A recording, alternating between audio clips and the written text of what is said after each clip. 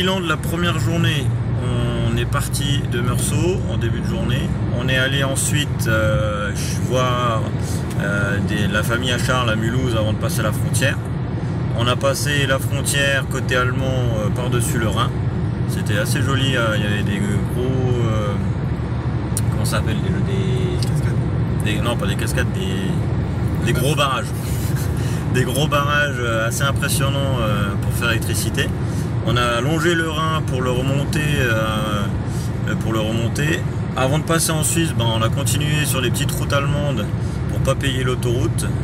Donc on a longé le Rhin, c'était assez sympa, même si parfois c'était un peu embêtant de traverser les petits villages avec les camions et tout ça.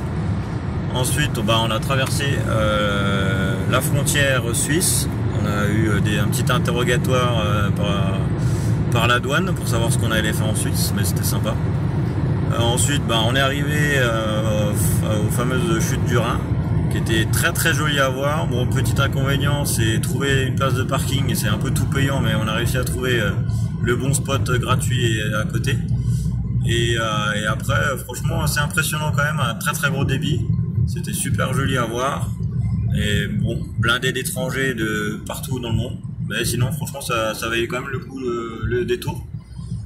Ensuite, on a retraversé la Suisse pour arriver du côté allemand. Et puis, on est allé au château de Singen, qui était assez sympa aussi, en ruine. Malheureusement, on n'a pas pu le visiter puisque... malheureusement, il y a eu des chutes de pierre, je crois, à cause du vent. Il y a eu une tempête il n'y a pas longtemps, et du coup, il y a des murs qui sont effondrés et le château a été fermé par rapport à ça pendant un mois. Donc voilà, on a dû se contenter juste d'un petit tour autour des ruines sans rentrer dans le château. Du coup, au lieu de payer l'entrée du château, on s'est payé de petites bières, assez sympa, assez bonnes.